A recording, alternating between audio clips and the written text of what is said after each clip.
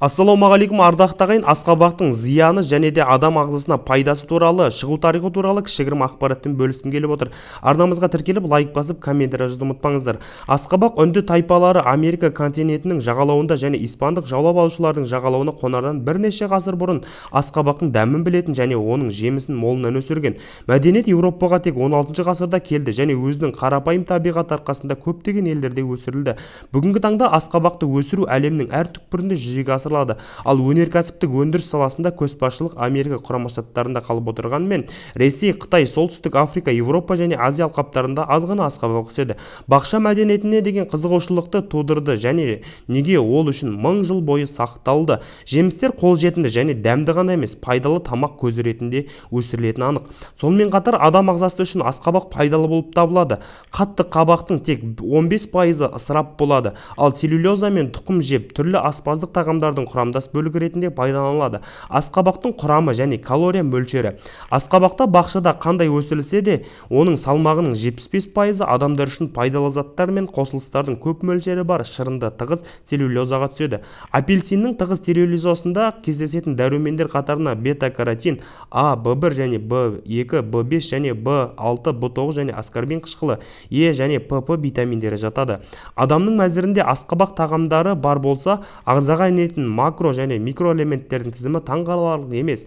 Мұндай минералдарға калий мен кальций, магний және темір, фосфор, күкірт, натрий және марганец, йод және мырыш жатады. Асқабақта қанша калория бар? Сондықтан организм үшін құнды заттармен қаныққан. Асқабақтың негізгі құрамдас бөлігі су болғандықтан ол массаның 90% құрайды. Және одан басқа 100 грамм целлюлозада шамамен 4,2 грамм қант, 2 граммға дейін диеталық талшық және аз мөлшерде ақуыз, органикалық қышқылдар, күл мен крахмал, калория мөлшері бар. Аз және тек 22 ккал құрайды. Бүгінгі таңда тағамның пайдалылығы және оның калорияларының жоғары болған кезде бұл жағдайда асқабақты сүйетіндердің қатарын кеңейтеді. Асқабақтың пайдалы қасиеттері қандай және оны қолдануға қарсы көрсетілімдер бар ма? Адам ағзасына пайдалы асқабақ деген не? Асқабақты нағыз ерекше өсімдік деп санауға болады. Оны тек сау адамдарға ғана емес, сонымен қатар түрлі аурулардан зардап шекетіндерге де ұсынуға болады. Асқабақтың ағзаға тигізетін пайдасы көп. Пациенттер қауіпсіздік ережелерін елемегенде сирек жағдайларда ғана зиян келтіреді. Егер сіз асқабақ тағамдарын диетаға енгізсеңіз, қандай ауруларды болдырмауға болады және оны жеңілдетуге болады? Көкөністің аз қорыту үшін айқын және сөзсіз пайдасы бар. Ал калориясы төмен асқабақ тек белден артық фунт пен сантиметрден арылғысы келетін адамдарға ғана емес, сонымен қатар қорыту процесіне құруға және токсиндердің ішектерін тазартуға тырысатын адамдарға ұсынылады.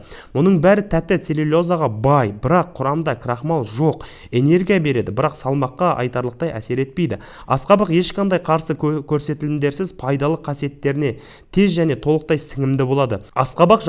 Асқабақтан жасалған тағамдар ағзаға жақсы қабылдап қана қоймайды. Олар басқа тағамдарды, мысалы майлы ет, ысытылған ет немесе жаңғақты сіңіруге көмектеседі. Ас қорытуды белсендіріп, оны тиімдірек ете отырып, асқабақтың қабынуға қарсы қасиеттері бар. Ішек шырышты қабығын тітіркенуден қорғайды, барларын жояды. Асқабақ талшығы мен салмағын жоғалтуға көмектеседі. Гипертония мен атеросклероз қаупі бар немесе қауіпті адамдар үшін де пайдалы. Дәрігерлер асқабақтың бауырға және жүрек тамыр жүйесінің жұмысына пайдалы әсерін атап өтеді. Осындай жағдайда асқабақтың адам ағзасына қандай пайдасы бар? Диеталық өсімдік токсиндер белсенді түрде жояды, зиянды холестериннің жиналуына жол бермейді. Егер сіз асқабақты үнемі жесеңіз, атеросклероздың пайда болу қаупі және қысымның жоғарылауы қаупі едәуір төмендейді.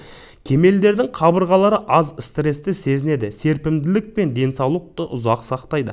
Асқабақ құрамында көптеген минералды тұздар, оның ішінде калий қосылыстары мен ылғалы бар. Бұл халықтық және ресми медицинада қолданылатын керемет табиғи диуретик.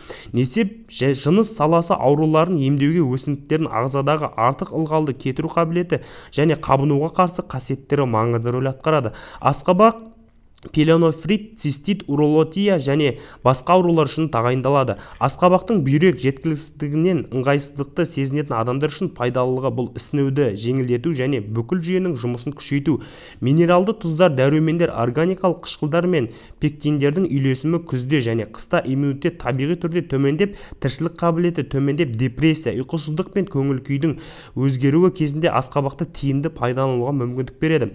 Ас ішетін асқабақтың аз мөлшерін үйір тағам ретінде пісіру немесе шырын түрінде қолдану осы мәселелерді жеңуге тіпті маусымдық вирустық инфекцияларға қарсы тұруға көмектеседі. Егер ас қорыту проблемалары немесе артық салмақ болса, адам ағзасына пайдалы асқабақ оны жарамға қосу ұсынылады. Онда бал мен байытылған шырынды жүйке аурулары мен суық тиюге көмектеседі.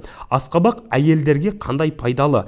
Әйелдерді төмен калориялы асқабақ та оның диуретикалық қабілеті де қызықтырады. Биік өкшелі аяқ киімді кигенді ұнататын әйелдер ауыр күннің соңына аяқтарының қалай шаршайтынын біледі, ал таңертең аяқтары ісінуден зардап шегеді. Екі жағдайда да асқабақ көмектеседі. Алайда бірінші жағдайда целлюлоза аяқтарға лосон түрінде қолданылады, ал екінші жағдайда көкөністі диетаға енгізу ұсынылады. Асқабақтың ұнтақталған шикі целлюлозасы бұл терідегі бөртпелер мен тітіркенуді тамаша емдеу құралы. Табиғи препарат экзаменнің көріністеріне сондай-ақ күйіп қалуға қолданылады. Асқабақтың бета-каротин мөлшері жағынан сәбізден біршама төмен екенін ұмытпаңыз. Сондықтан асқабақ шырыны сезімтал терісі бар әйелдерге пайдалы, бірақ аздап күйдіргісі келеді. Асқабақ үйде жасалған маскалар үшін керемет, өте пайдалы компонент. Ол теріні дәрумендермен нәрлейді, аз қабынуды жояды және бет әжімдерін тегістейді. Ал целлюлозадағы темірдің көп мөлшері асқабақтың анемия ауыратындарға мұқият қараудың себебі болып табылады. Асқабақтың еркектерге пайдасы қандай? Асқабақ күшті жынысты иммунитетті жақсартады. Асқабақ күшті жынысты иммунитетті жақсартады. Ауыр физикалық, психикалық стресстен кейін тез қалпына келеді және өзіне деген сенімділікке ие болады. Асқабақтың дәні целлюлозасы да мырыш құрамында ер адамның ағзасына пайдалы. Бұл элемент ұрпақты болу жүйесінің денсаулығын, гормондық деңгей мен шәует сапасын сақтауда маңызды рөл атқарады. Соңғы зерттеулерге сәйкес асқабақтың ас мәзіріне үнемі қосылуы ер адамға генитурия жүйесіндегі қабыну мен рак ауруын қорықпауға көмектеседі. Асқабақты қолдануға қарсы көрсеткіштер. Асқабақтың пайдасын көресіз, бірақ көкөністі жегеннен зиян емес.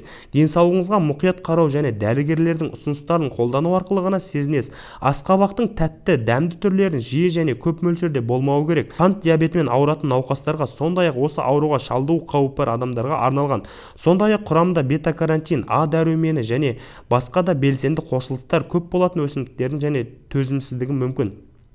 Шикі асқабақ өнімге ас қорыту жүйесінің қатты реакция тудыруы мүмкін. Жедел кезеңде асқазан, ішек жолдарының аурулары диагнозы қойылған адамдарға ерекше қауіп төнеді. Сондықтан төмен қышқылды бар гастрит, ойық жара, жедел панкреатит немесе холестит болса алдымен дәрігермен кеңескен дұрыс. Осы ақпаратпен бөліскен Миконти Official сіздерге ұнаған болса комментарий бөліміне өз ойларыңызды жазып, лайк басып арнамызға тіркелуді ұмытпаңыздар. Баршаңызға рахмет. Аман, сау болыңыздар.